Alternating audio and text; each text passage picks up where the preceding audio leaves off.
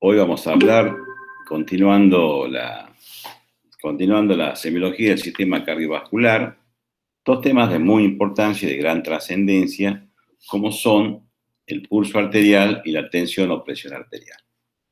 En principio vamos a comenzar a hablar sobre el pulso arterial y luego, en la segunda parte de esta clase, vamos a hablar sobre la tensión o presión arterial. El pulso arterial, si nosotros vemos la bibliografía, o la literatura y la historia de la medicina, es fundamental y uno de los signos o estigmas del médico es sentado frente al lado del paciente, tomándole el pulso al paciente. Sentado y tomándole el pulso. Es una cosa muy estigmática de la profesión médica y del ser médico, cómo se toma el pulso arterial y la gente. Hay algunos autores, como Tognoni de la Universidad de Milán, que hablaron sobre las variables pronósticas, por ejemplo, de todas las enfermedades en sí, y en ese le dio como un ejemplo fundamental y de mucha sensibilidad y especificidad, fue el pulso arterial y en este caso la frecuencia del pulso arterial. O sea que el pulso arterial viene a ser como una de las variables pronósticas de las enfermedades de mayor importancia. Yo cuando era estudiante como ustedes, recuerdo mucho al profesor de cirugía, de mi cátedra de cirugía, el profesor Alfredo Amenábar, que nos decía, yo lo primero que luego que opero un paciente y llego a verlo, es tomar el pulso.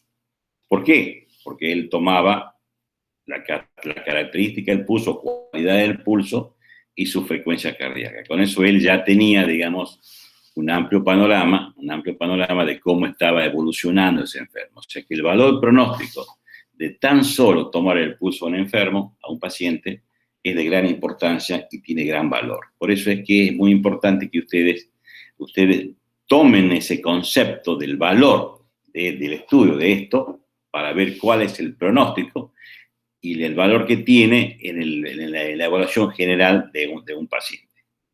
Nosotros vamos a comenzar hablando primero del pulso arterial, y vamos a presentar unas diapositivas.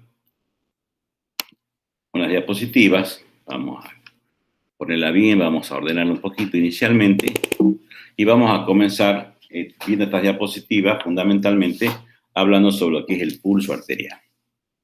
El pulso arterial, ustedes van a ver, vamos a definirlo primero conceptualmente como el pulso arterial. El pulso arterial se define como una expansión de la pared arterial que es sincrónica con los latidos cardíacos. Es una expansión de la pared arterial que es sincrónica, o sea que coincide generalmente con los latidos cardíacos. Esa expansión de la pared de la arteria se debe a la distensión de la pared arterial que es originada por la descarga sistólica del ventrículo izquierdo en la aorta y su transmisión corriente abajo hacia todos los vasos periféricos. O sea, aquí vamos a volver a repetir la definición porque es de gran importancia lo que es el pulso arterial, que se va a percibir como una expansión de la pared arterial sincrónica con los latidos cardíacos. La expansión se debe a la distensión de la pared arterial originada por una descarga sistólica del ventrículo izquierdo, o sea, la sístole ventricular izquierda, en la aorta y su transmisión hacia todos los vasos corriente hacia abajo, hacia todos los vasos periféricos. O sea que el pulso sistólico es la expresión de la sístole del ventrículo izquierdo. Su expulsión se transmite a las arterias y de las arterias hacia la arteria y se descarga y se va a transmitir a través de los vasos periféricos. Su análisis del pulso arterial proporciona datos inestimables de la eyección ventricular izquierda. O sea que nosotros estamos estudiando, cuando estudiamos su pulso arterial, cómo está eyectando ese ventrículo izquierdo. Estamos estudiando fundamentalmente lo que ya daríamos en función lo que es el volumen sistólico del ventrículo izquierdo. El ventrículo se contrae en sístole y se dilata en diástole. Ustedes muy saben. En este caso nosotros vamos a estudiar la dinámica contráctil ventricular izquierda mediante la expansión de la arteria que es sincrónica con el latido cardíaco. La expansión se debe a la distensión de la pared que se origina como la descarga sistólica o contracción del ventrículo izquierdo en la aorta y que se transmite posteriormente a los vasos periféricos de forma instantánea. Ese análisis proporciona datos inestimables de lo que es la eyección del ventrículo izquierdo. Ese es el concepto que ustedes tienen que tener, porque no es un concepto, por más que yo tome un pulso periférico, como por ejemplo el pulso arterial radial, que es el más frecuente que nosotros tomamos, estamos estudiando la función del ventrículo izquierdo. Estamos viendo cómo eyecta el ventrículo izquierdo, cómo se comporta ese ventrículo izquierdo. Eso es muy importante que nosotros sepamos que cuando tomamos un pulso, no tan solo tomamos al pulso en sí mismo, sino que estamos estudiando la función contráctil y la eyección del ventrículo izquierdo. El pulso arterial es un pulso positivo. ¿Por qué se dice que es un pulso positivo? Se dice que es un pulso positivo porque es un pulso que se ve y que no se palpa. Que se palpa y que no se ve, fundamentalmente. O sea, es un pulso que ustedes lo van a palpar, pero que generalmente no se ve. Eso nosotros decimos eso porque vamos a distinguirlo del otro pulso, que es el pulso venoso, que es un pulso negativo porque se observa o se ve, pero que no se palpa. O sea, el pulso arterial es un pulso positivo. Se palpa fundamentalmente. Se dice positivo cuando el pulso se palpa. Y se dice negativo cuando el pulso se ve y no se palpa. En el caso del estudio nuestro, que consiste en el pulso arterial, vamos a saber que es un pulso positivo porque fundamentalmente se palpa. A diferencia que ustedes van a estudiar cuando estudian el pulso venoso, que es un pulso negativo porque se ve y no se palpa.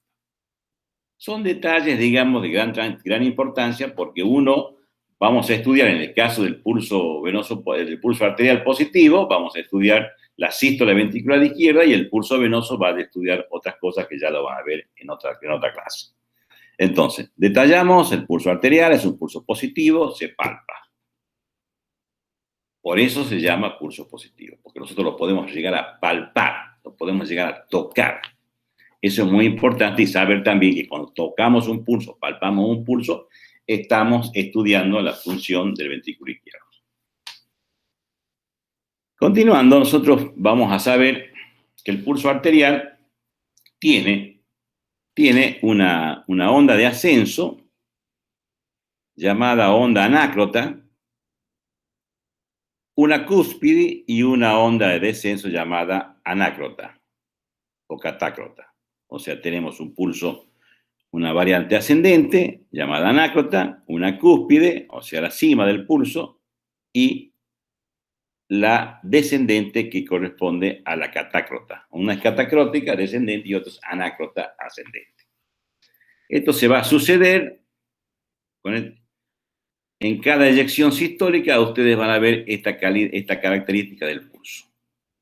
En este caso, ustedes están viendo acá una pequeña incisura que generalmente se observa en el pulso carotidio, llamada incisura dícrota, que corresponde al cierre de las válvulas, o sea, al cierre de las válvulas semilunares aórticas, fundamentalmente, porque al cerrarse termina la sístole. Entonces desciende la presión. Entonces tenemos una onda de ascenso, una cúspide y una onda de descenso. En el caso que si graficáramos el pulso carotidio, es decir, el pulso de la carótida, vamos a tener la incisura dícrota, que correspondería al cierre de las válvulas aórticas.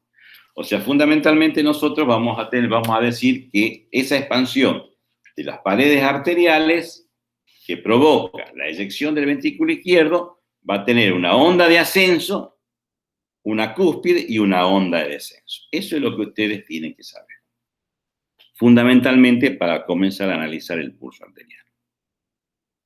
Luego nosotros vamos a mostrar otra en donde vemos el pulso arterial, vemos la onda de ascenso, la cúspide y luego la onda de descenso y la incisura dícrota que ustedes decían que correspondía, que decíamos anteriormente que correspondía al cierre de las válvulas aórticas o las semilunares. Entonces, esta forma del pulso es lo que ustedes van a estudiar, cómo va a ascender, asciende la onda, la cúspide de la onda y el descenso de la onda. Una anácrota, en el caso del ascendente, y otra catácrota, en el caso de la descendente. Luego vamos a ver, de nuevo, vamos a repetir, porque en la docencia, ustedes, si me siguen mis clases, siempre yo trato de que el concepto quede claro, porque es muy importante para ustedes como estudiantes de semiología, tener los conceptos bastante prácticos o claros de lo que es un pulso arterial y qué es lo que nosotros vamos a estudiar en el pulso arterial.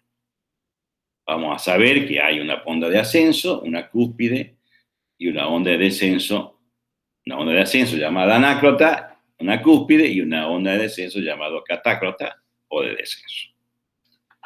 Eso es lo fundamental. Por supuesto que la incisura dícrota siempre está manifiesta en todos los registros de las curvas de presión porque corresponden a una manifestación que hace en la onda del pulso, fundamentalmente cuando ustedes estudian el pulso, un pulso como el pulso carotídeo. Una vez que nosotros hemos definido, sabemos cómo está formado el pulso, que corresponde a la eyección sistólica del ventrículo izquierdo, que tiene una onda de ascenso, que tiene una cúspide, una onda de descenso. ¿Qué es lo que nosotros vamos a estudiar en el pulso arterial? Vamos a estudiar lo que se llaman cualidades del pulso arterial. ¿Cuáles son las cualidades más importantes? Primero, tenemos que saber la presencia del pulso. O sea, si el pulso está presente, quiere decir si nosotros lo podemos palpar. Eso se llama presencia del pulso. Porque muchas veces puede haber ausencia de pulso. Puede ser que nosotros vayamos a tomar un pulso arterial en un lugar que corresponde, que ya veremos durante esta clase dónde palparlo, y resulta que el pulso arterial no está presente. Entonces, al no estar presente, está ausente. Entonces quiere decir que algo está pasando. O sea que la presencia no es algo, es algo muy importante también saber que puede el pulso estar presente y que si está ausente representa, digamos, una cosa muy importante como la ausencia de un pulso que puede ser causado por muchas causas, fundamentalmente por obstrucciones, embolias, trombosis, múltiples causas que no es el tema de esta clase.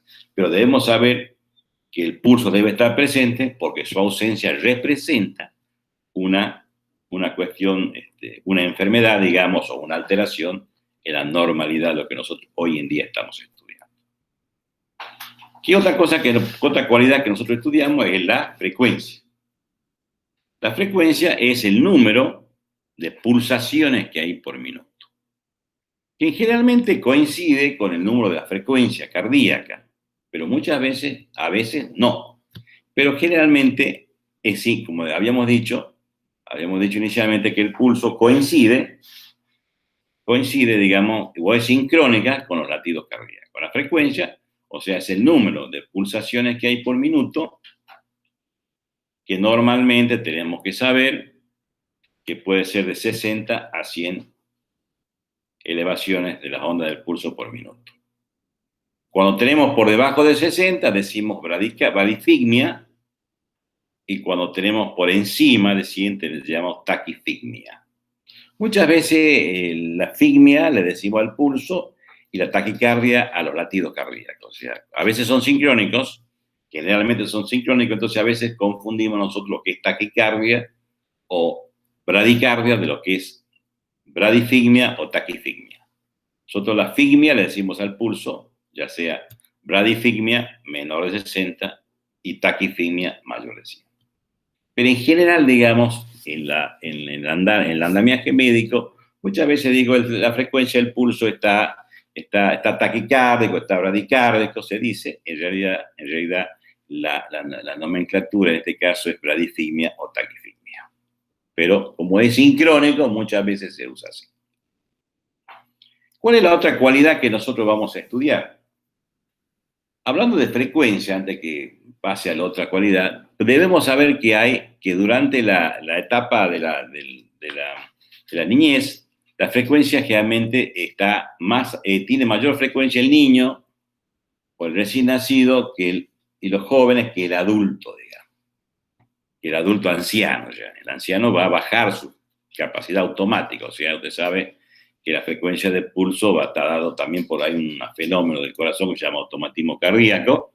Entonces, con los años uno va disminuyendo el automatismo, por lo tanto, los ancianos tienen menor frecuencia y los niños tienen mayor frecuencia. Así también, como el corazón se adecua a determinados estados físicos, por ejemplo, el paciente sedentario tiene mayor frecuencia que el atleta que está entrenado. O sea que hay aumento de frecuencia del pulso, llamado taquifimia o bradifimia, que va a depender de la edad, del estado físico y también de algunas connotaciones que pueden estar relacionadas, no tan solo como el corazón, sino que hay causas, por ejemplo, como el hipertiroidismo, por ejemplo, que aumenta su frecuencia cardíaca, que aumenta su frecuencia de pulso, su frecuencia cardíaca también, o el hipotiroidismo, que a nosotros nos va a dar una frecuencia, digamos, de pulso disminuida. O sea que ustedes ven cómo la manifestación del pulso o la frecuencia del pulso está relacionada con la edad del paciente, con la capacidad física o el entrenamiento del mismo, o también con causas extracardíacas, enfermedades extracardíacas, como la endocrina que le mencioné, el hipotiroidismo, la bradifimia y el hipertiroidismo, taquifimia o taquicardia. Otra cosa que podemos ver es la regularidad del pulso. Un pulso es regular cuando los espacios que separan una onda del pulso con otra onda del pulso son las mismas. O sea, una onda, un espacio, otra onda, otro espacio. O sea que nosotros vamos a ver que cuando un pulso es regular, cuando el tiempo que separa una onda de otra es el mismo. Y será irregular cuando la onda está separada de otra por tiempos diferentes. O sea que nosotros, repitiendo, porque es un tema muy importante, la regularidad, siempre una onda con el pulso regular está separada de un tiempo, de una otra onda por el mismo espacio de tiempo. En cambio, será irregular, o sea, perderá la función de regularidad cuando ese espacio es diferente, cambia, que puede ser causado por muchas causas. Las más frecuentes son las extrasístoles, por ejemplo, o sea, los latidos prematuros, ya sean el origen que fuera, ya sean ventriculares o auriculares, siempre a un latido prematuro o anticipado, el espacio que separa es más corto y el que sigue al espacio es más largo. Se llama pausa compensadora. O sea que ese individuo que tiene extrasístoles, ya sea supraventriculares, o sea, por arriba de las de His en este caso, o por debajo de las de His ventriculares, ustedes van a tener diferentes modificaciones del espacio que separa una onda de otra. En el caso de supraventriculares, se llaman pausas compensadoras cortas y otras más largas. Pero en general el pulso es irregular. Y después tenemos la arritmia más frecuente, que es lo que ustedes van a aprender después con el tiempo y palpando pulsos, lo que es la arritmia completa, que es la fibrilación auricular. O sea, la aurícula, en vez de contraerse al unísono, se contrae como un tremular. Entonces va a dar lugar a un pulso llamado pulso caótico, y nosotros vamos a tener pulsos irregulares y a su vez vamos a ver pulsos desiguales. O sea, es una arritmia completa. Entonces la regularidad está afectada en los latidos anticipados, como la extrasístole, o en enfermedades o en arritmias muy, muy, muy frecuentes como son la fibrilación auricular. O sea que la regularidad del pulso es que el mismo espacio que separa una onda del tiempo es el mismo siempre. Cuando no es el mismo se llama irregular, que pueden ser todas las causas que yo le dije. Luego tenemos la dureza del pulso. El pulso puede ser duro o puede ser blando. Dependerá de la presión que yo deba ejercer sobre la onda del pulso con mis manos para hacer desaparecer la onda del pulso. Un pulso es duro cuando yo la presión que debo ejercer sobre ella es bastante importante para hacer desaparecer onda. Eso es frecuente en las personas de mayor edad, o sea, en las personas ancianas o en adultos grandes ya. El pulso puede ser duro porque hay un endurecimiento arterial que hace que uno deba presionar más. Ahí quiero diferenciar mucho la arteriosclerosis de la aterosclerosis. La arteriosclerosis es el endurecimiento de las arterias, y la aterosclerosis es la formación de placas de ateroma en las arterias. Entonces, con el tiempo, o con los años, el pulso se hace más duro. En cambio, en los niños o en los jóvenes, el pulso es más blando. Entonces nosotros vamos a estudiar ya la característica de la arteria que estamos palpando. Muchas veces algunas arterias son tan induradas que pueden rodar así, y similar a una tráquea de pollo, decían algunos clínicos de antes. Entonces, en los niños, la dureza del pulso es un pulso blando, va a depender del endurecimiento con los años de las arterias que van perdiendo su elasticidad. Entonces los niños va a ser blando, en los jóvenes, y en los adultos mayores o en los ancianos el pulso va a ser duro.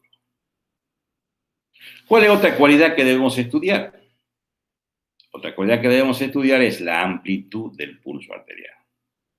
La amplitud sería, por mencionarle, vamos a pasar de nuevo un pulso, sería la altura de la onda. ¿Ven? Esta es la altura de la onda. Un pulso es muy amplio cuando la altura es mayor y es poco amplio cuando la altura es menor. Uno se llama amplitud mayor, otro amplitud menor. Entonces nosotros sabemos que la altura de la onda, la altura de esta onda, es la que nosotros nos va a dar si un pulso es amplio o no es amplio. Esa amplitud del pulso, esa altura de la onda, va a depender de lo que nosotros llamamos presión diferencial, y es la diferencia que hay entre la presión sistólica y la presión diastólica. Vamos a ver algunos ejemplos de pulso amplio, como por ejemplo el pulso de la insuficiencia aórtica, que es un pulso amplio, porque en la insuficiencia aórtica hay una gran presión diferencial. Y la amplitud puede ser baja, por ejemplo, cuando el volumen sistólico, o sea, la cantidad que usted de sangre que inyecta el ventrículo izquierdo, como ustedes estaban mencionando, es poca, como por ejemplo un paciente que tiene un colapso circulatorio, un paciente que está en shock, por ejemplo, tiene un pulso muy pequeño, casi impalpable y muy taquicárdico, por ejemplo. O bien, una valvulopatía que provoca un llenado disminuido, como por ejemplo la estrechez de la válvula mitral, donde el llenado, como está estrecha la válvula, no pasa mucha sangre desde la aurícula al ventrículo, y cuando se produce la sístole del ventrículo izquierdo, la amplitud del pulso está disminuida. O sea, la amplitud del pulso es la altura de la onda y depende de la presión diferencial, de la diferencia que hay entre la presión sistólica y la diastólica. ¿Qué es igualdad del pulso? La igualdad es cuando todas las ondas tienen la misma altura. O sea que la igualdad es una cualidad referida, digamos, a la amplitud del pulso. Un pulso puede ser muy amplio e igual, o puede ser poco amplio y ser desigual.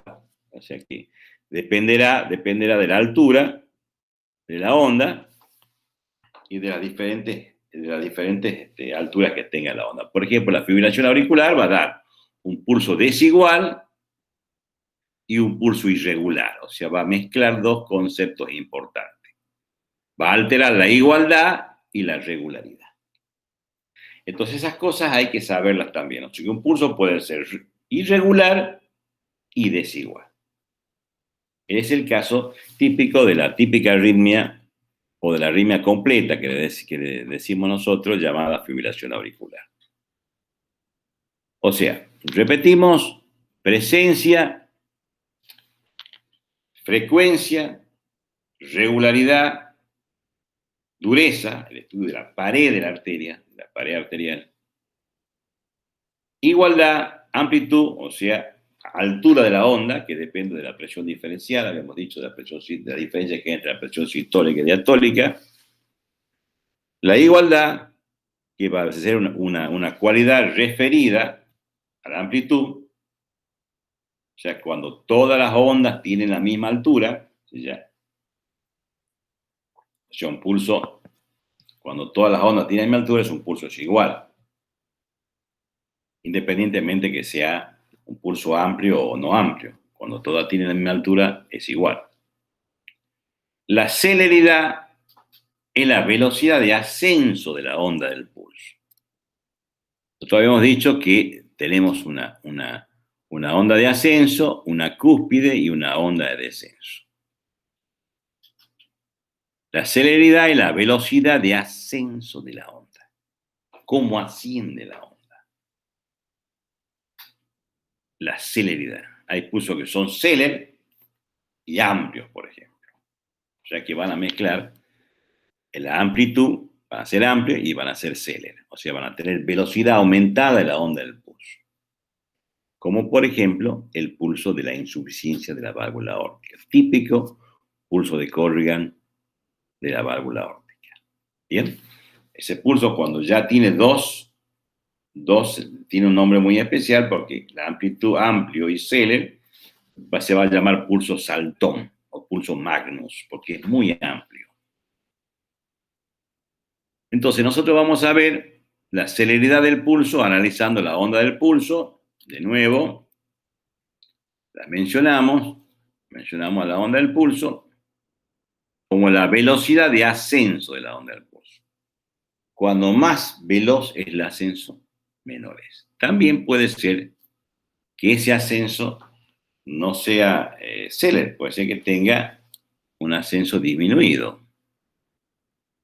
Y ahí estudiamos nosotros ya la morfología, cómo es la onda del pulso, qué carácter tiene esa onda, cómo se manifiesta en la expresión palpatoria la onda del pulso. Un pulso es pequeño, es parvus, es tardus, es célere. Por ejemplo, tenemos el ejemplo que yo le mencioné inicialmente, tenemos morfologías diferentes. Vamos a dar ejemplos que son claros. Por ejemplo, el ejemplo de la insuficiencia aórtica tiene un pulso amplio y un pulso célere. O sea, tiene velocidad de ascenso aumentada y amplitud aumentada. La insuficiencia de la válvula aórtica. Y luego tenemos un pulso que puede tener baja amplitud y el ascenso lento y hacer una meseta llamado pulso parvus et tardus. O sea, es de baja amplitud y retardado y tiene una meseta. Eso corresponde a lo que nosotros llamamos como el paciente que tiene una estenosis de la válvula aórtica. Entonces, la morfología del pulso, uno es saltón porque es amplio y célere, y el otro es lento y retardado con meseta llamada parvus et tardus. O sea, uno va a estar dado en la insuficiencia de la válvula aórtica y otro va a estar, digamos, en la estenosis de la válvula aórtica. Uno es célere y saltón, que es amplio y célere, el de la insuficiencia aórtica, y el de la estenosis de la válvula aórtica es parvus et tardus. O sea, son diferentes morfologías o formas de la onda del pulso. Vamos a mencionar, después vamos a darle algunos ejemplos para que ustedes un poco más, cuando transcurra un poquito más la clase, cómo son los diferentes ejemplos de alteraciones de la morfología del pulso. Fundamentalmente que sepan lo que es parvus, lo que es amplio, lo que es célere y lo que es tardus. Son morfologías diferentes y la onda del pulso va a tener una forma diferente. Y luego tenemos por último la comparación del pulso cuando nosotros comparamos un pulso con respecto al otro. ¿Cómo tomamos nosotros el pulso? Ya hemos dicho que primero tomamos el pulso, analizamos sus cualidades, debemos saber también que hay muchos pulsos, hay tanta cantidad de pulsos como arterias accesibles a la palpación puede haber, o sea que hay veces que ustedes pueden tener más pulsos en alguna persona y otras menos pulso, porque depende de la accesibilidad que tenga la mano del observador, en el caso nuestro, de ustedes, a tocar la arteria y manifestarse el pulso. Pero ¿cuáles son los pulsos más frecuentes que nosotros? Habíamos dicho que tanto pulso hay como arterias accesibles a la mano hay. Entonces, ¿cuáles son los pulsos más frecuentes que nosotros vamos a estudiar? Tenemos el pulso radial, si hablamos fundamentalmente del miembro superior, los miembros superiores, el pulso radial, el pulso braquial, el pulso humeral, eso es de todo en el miembro superior. Luego el pulso carotidio, en el miembro inferior vamos a estudiar el pulso femoral, el pulso popliteo, el tibial posterior y el pulso pedio. O sea que nosotros tenemos que saber fundamentalmente cómo vamos a palpar estos pulsos y en dónde lo palpamos fundamentalmente. Es fundamental saber dónde nosotros vamos a buscar el pulso. Una vez que lo encontramos, analizamos las cualidades del pulso. ¿Entienden? Es fundamental eso. Entonces, el pulso radial, que es lo típico que nosotros palpamos, nosotros vamos a encontrar, acá está un ejemplo, cómo el observador encuentra el pulso radial en la correa radial o en el canal radial. Con estos dos deditos está pasando el índice y el medio está palpando el pulso radial. En el canal radial, en la arteria radial. Ese pulso es muy importante que ustedes practiquen entre ustedes mismos cuando hagan, por supuesto que ahora tenemos todo virtual, pero cuando hagamos los prácticos, generalmente entre los estudiantes se van tomando el pulso uno por uno, van comparando cada uno y van a ver cómo hay diferentes variantes dentro de la normalidad también. Siempre hay que ejercer la misma presión, porque si ustedes ejercen presiones diferentes, van a tener amplitudes diferentes de un pulso que es el mismo pulso. Entonces, ejercer una presión suave y mantener la misma presión siempre para que ese pulso sea el mismo y no le dé variaciones de amplitud en un pulso. El pulso radial, en el canal radial, vamos a ver otro pulso, el pulso en el canal, en la inserción del bíceps, la parte interna, el pulso braquial. Se puede tomar el pulso, este pulso es importante porque nosotros después vamos a tomar mucho la presión arterial ahí. A ese nivel vamos a poner el estetoscopio, cuando pongamos el manguito acá y vamos a poder tomar la presión arterial, el pulso braquial, o sea, en la corredera interna. Sabemos que el radial tiene un canal externo y un canal interno. Está aquí el braquial, nosotros estamos palpando en la corredera interna de la inserción del tendón del bíceps. ¿Bien? Entonces tenemos siempre ejercer la misma presión para no obtener diferentes amplitudes. Luego tenemos la palpación del pulso humeral, en el canal humeral, un poco por fuera del músculo de bíceps. Tenemos el canal humeral, vamos a palpar la arteria humeral. También es importante palparla. O sea que repetimos, la radial,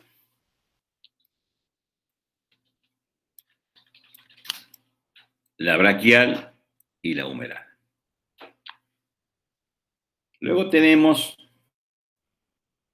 en el cuello, fundamentalmente, el pulso carotidio, que aquí tenemos el esternocleidomastoideo,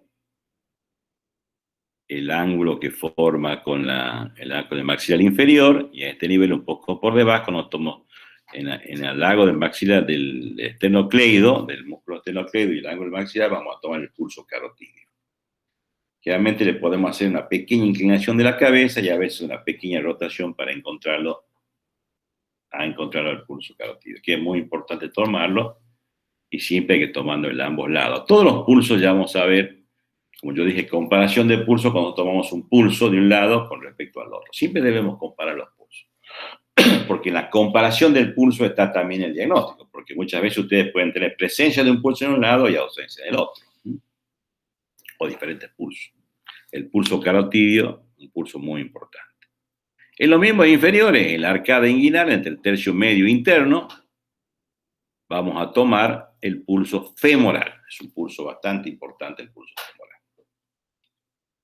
El pulso femoral, en la arcada inguinal, entre el tercio medio interno. Acá el observador está palpando el pulso, siempre con estos deditos. El medio y el índice son los que siempre está tratando de buscar en la arteria. Siempre también comparativa un femoral con respecto a otro.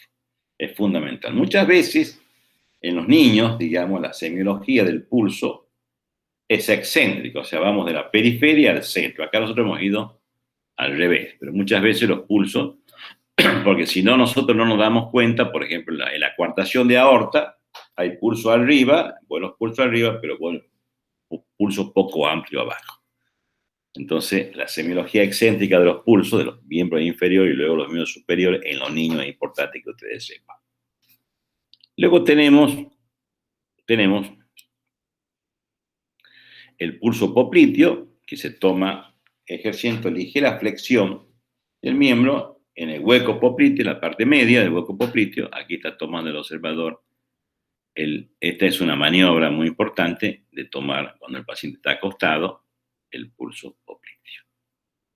En el hueco popliteo, en la parte media del hueco. Toma la arteria poplitea, el pulso popliteo. Luego de eso, tomamos el pulso tibial posterior, que es detrás del malleolo interno. Aquí está el tobillo, detrás del malleolo interno. Nosotros tomamos el pulso tibial posterior. Eso es muy importante porque nosotros vamos a ver que todas las enfermedades arteriales periféricas, la semiología del pulso adquiere una gran importancia. El pulso arterial, el tibial posterior, detrás del malleolo interno. Y luego tenemos el pulso espedio, o sea, aquí está el tendón del dedo gordo, un poco por fuera, ustedes van a tomar el pulso pedio, la arteria pedia.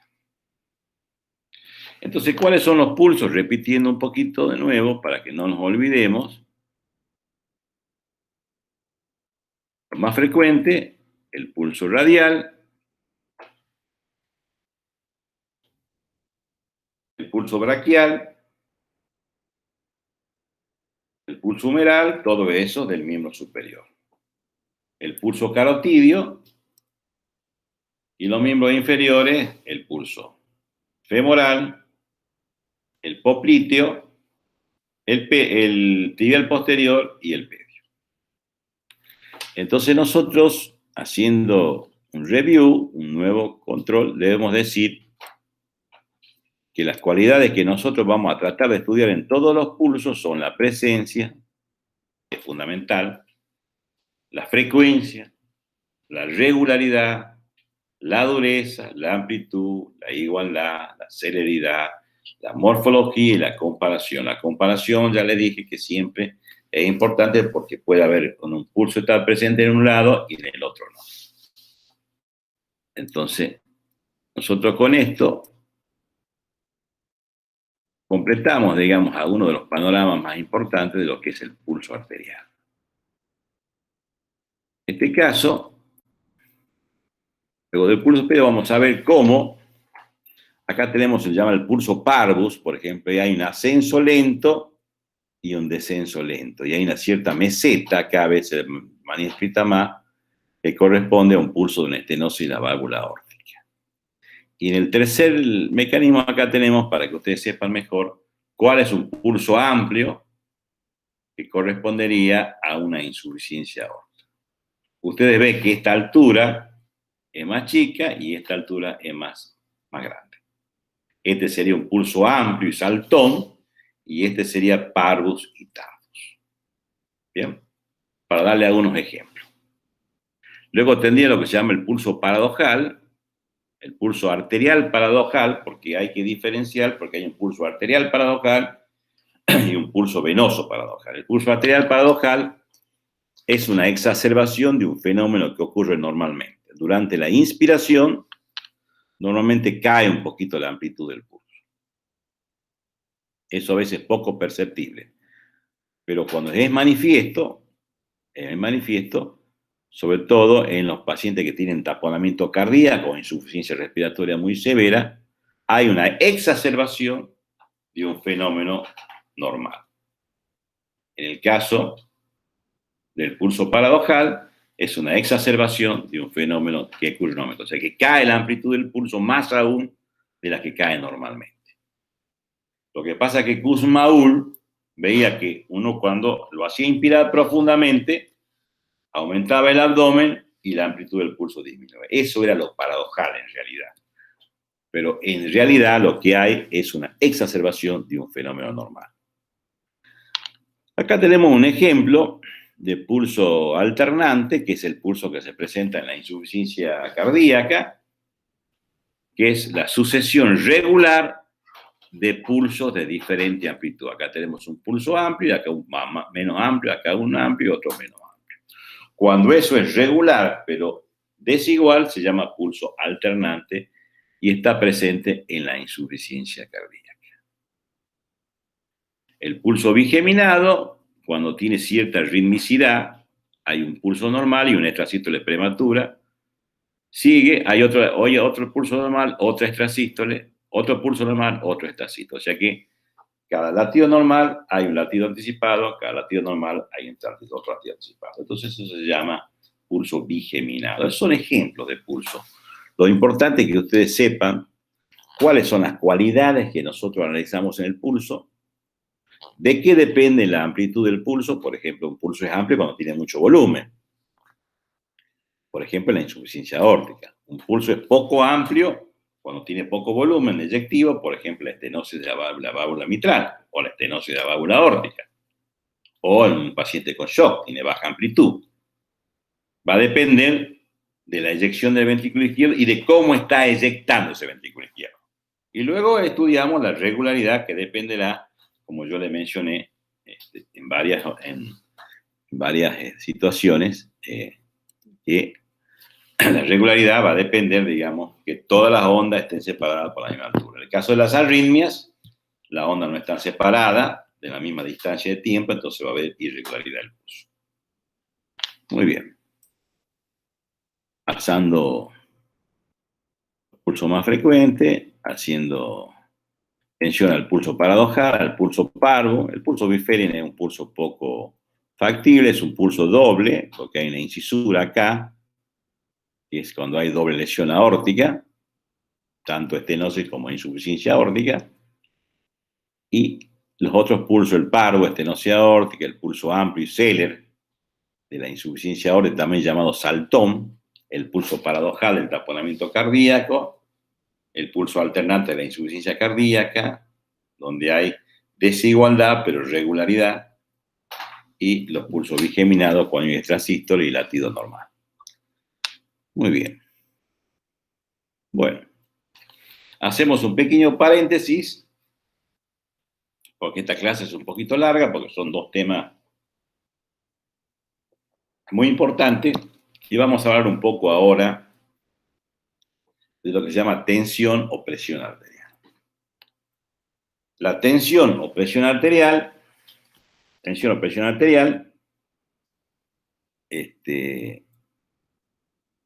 la tensión que tienen las arterias ejercidas por la sangre, impulsada por la eyección sistólica del ventrículo izquierdo. O sea que la sangre eyectada, que va a las arterias, esas arterias van a desarrollar una tensión que es impulsada por la sangre de la sístole. O sea, esa es la tensión que tienen las arterias. La tensión arterial va a ser igual al volumen sistólico por la resistencia periférica. Eso es muy importante que nosotros sepamos. O sea, tensión o presión es la tensión que tienen las arterias ejercida por la sangre, que es impulsada por la eyección sistólica del ventrículo izquierdo. Es tan importante, si nosotros podemos pensar que hasta el año 1742, cuando Stephen Hales por primera vez tomó la presión arterial de una yegua, canulando una arteria con una varilla, por primera vez vea todo el tiempo que ha transcurrido la humanidad sin que se descubra, digamos, cuál es la presión arterial. Los primeros tensiómetros datan de fines del siglo XIX. Entonces, vemos, a ver, nosotros no podemos sabemos saber que el aumento de la presión arterial, o sea, la hipertensión arterial, es una de las enfermedades más prevalentes. Se dice que para un adulto mayor, es una enfermedad que está entre el 20 y el 30% de las personas. ¿Sabe qué importante que es saber qué es la tensión o qué es la presión arterial? Para nosotros como semiólogos y para ustedes como estudiantes de semiología, fundamentalmente nosotros vamos a enseñarles cómo nosotros podemos tomar la tensión arterial y cuándo un paciente puede estar hipertenso, cuánto es los valores normales, cuándo son los valores anormales, y saber que cuando nosotros tomamos la presión, estamos haciendo muy bien al paciente porque no hay acto médico donde no se tome la presión arterial. Sabemos que la presión arterial es la tensión que tienen las arterias provocada por la eyección del ventrículo izquierdo. ¿Cuáles son los requerimientos por la lectura precisa de la presión arterial? Porque debemos tener precisión dato.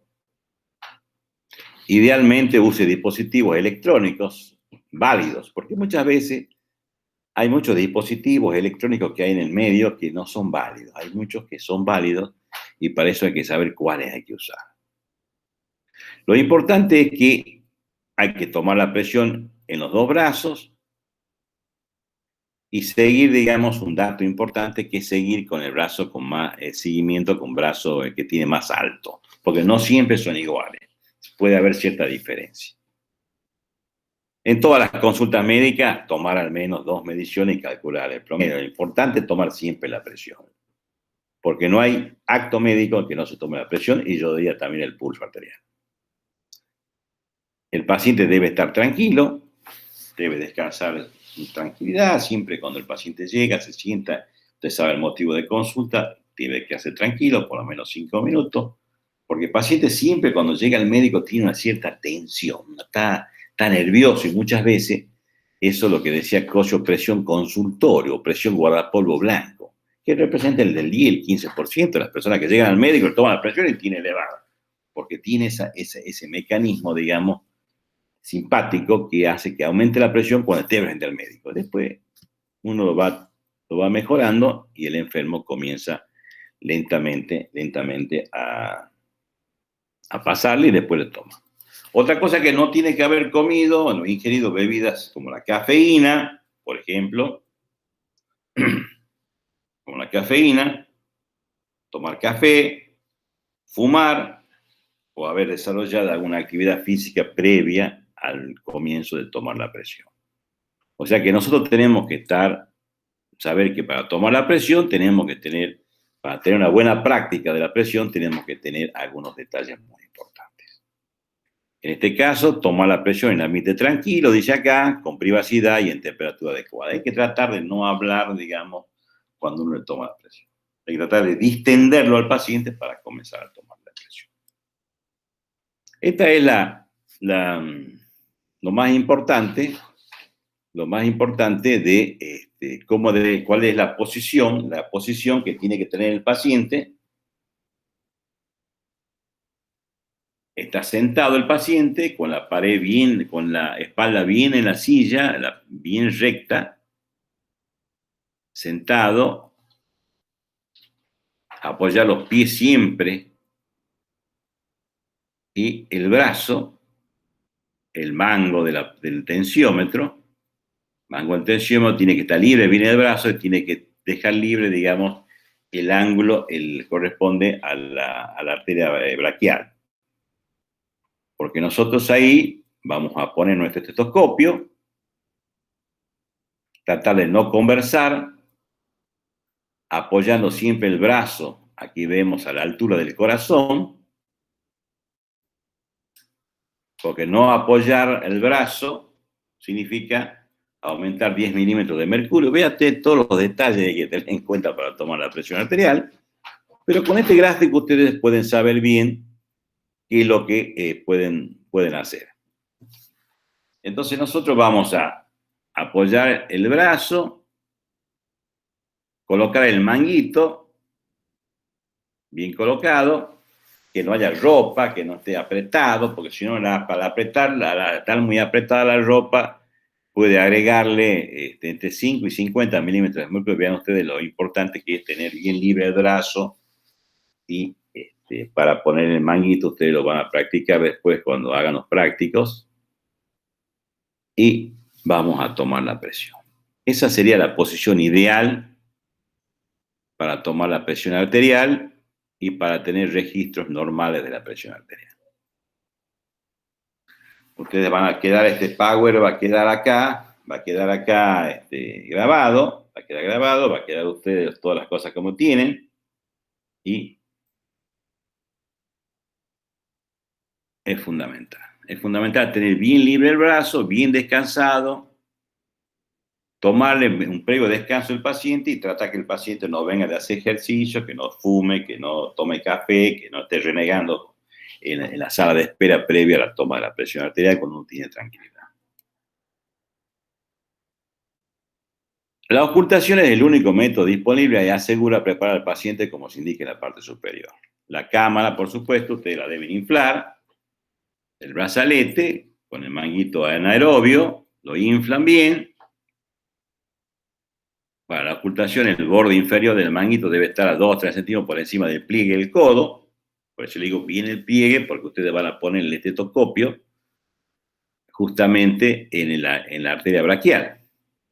Pero tal arteria debe estar centrada sobre la arteria braquial y el tubo fundamentalmente dirigido acá, arteria braquial. Para hacer la ocultación se coloca el manguito a la altura del corazón, lleve el medidor rápidamente 30 centímetros por encima del nivel en que desaparece el pulso braquial. Ustedes van a saber que el pulso braquial desaparece, llevarlo un poquito más arriba de eso. Luego poner la campana del estetoscopio sobre la arteria braquial, o sea, toman el pulso, desaparece, pongo mi estetoscopio en ese lugar, pongo la campanita del estetoscopio sobre el centro de la arteria braquial y luego con un pequeño, voy desinflando el manguito, el brazalete, de a poquito, primero lo cierro, cuando lo inflo, después lo voy aflojando de a poquito y va aflojando el brazalete. Cuando aparece el primer latido, se registra lo que se llama la presión sistólica. Y cuando aparece el segundo latido, lo termina ya de latir en la arteria, se llama presión diastólica. O sea, una cosa cuando comienza y otra cosa es cuando termina.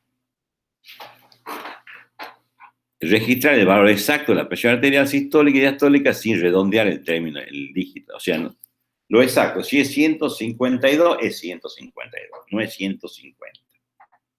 Si es 148, si es 138, no es 138 ni es 140. Si es 142, es 140. O sea, no trata de redondear, no se redondea la presión arterial. Es fundamental eso porque mucha la práctica médica se usa muchos dígitos sin tener en cuenta que esto debe ser, digamos, bien claro. O sea, la posición del paciente, los requerimientos que tenemos que tener, saber que los electrónicos tienen que estar bien validados porque muchos no andan bien. Y luego tenemos la posición del paciente que tiene que tener para que nosotros tengamos una normal práctica de la presión arterial, como debemos tomar la presión arterial. Pero esto no se lo analiza acá en una, sino van a tener y después tendrán que tener un tensiómetro y comenzar a practicar, yo diría que primero en su casa y después. ¿Cuál es el nivel, cuál es la presión arterial normal? Nosotros, en la escuela europea y la americana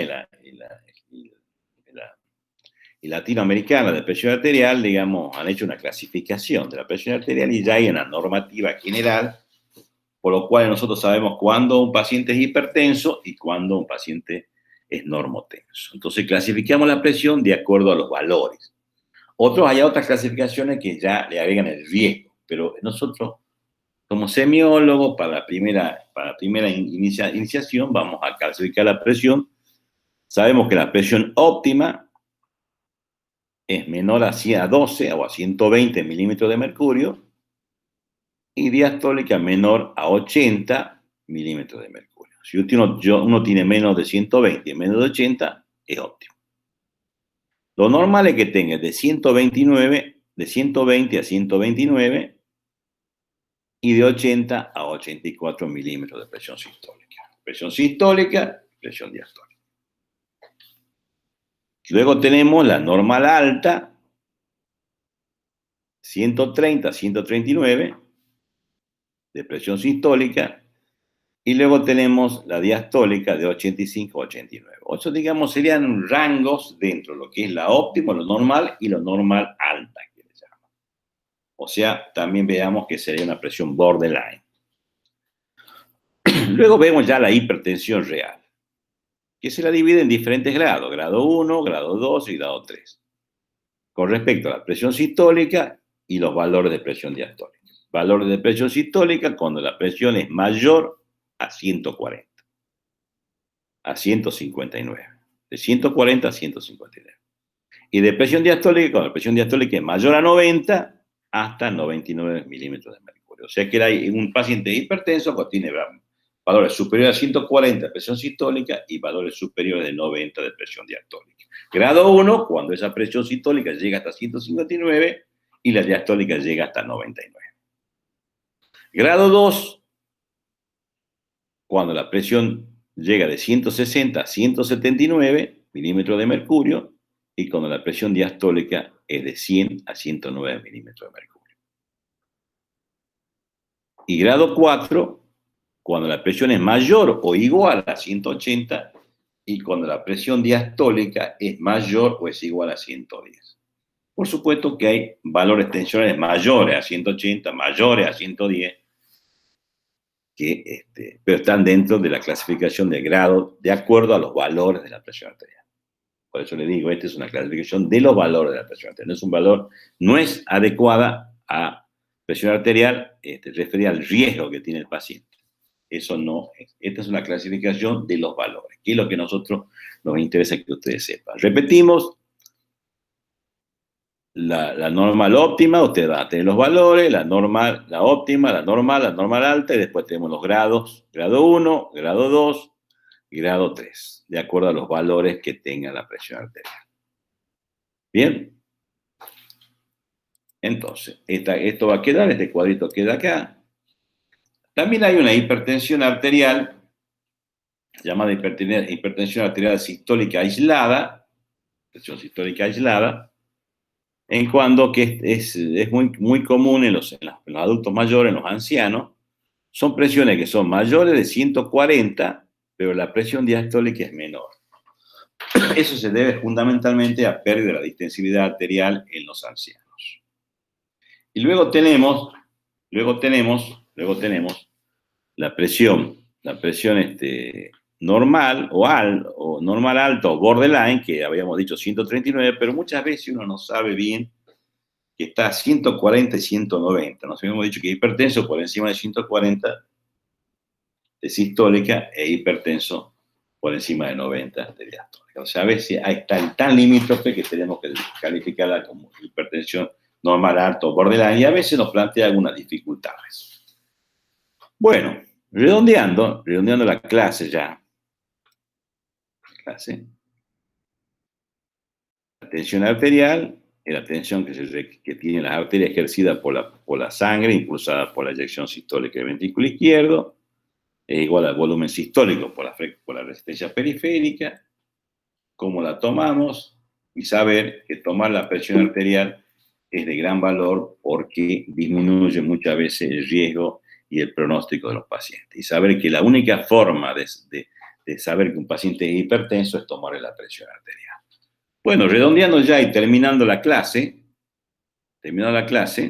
podemos decir que hemos concluido esta clase. Este Pablo va a quedar aquí. Espero que haya sido de utilidad para todos. Y con el tiempo ustedes van a tener que continuar, digamos, valorando, practicando, por supuesto, cómo tomar el pulso, porque la medicina es una cuestión teórica, pero práctica fundamentalmente. Entonces, tomar el pulso, tomar la presión arterial son datos fundamentales e invalorables de ver cómo está el paciente. Así que yo espero que haya sido de utilidad y espero y lo veo en la próxima clase. Muchas gracias a todos y concluimos acá ahora.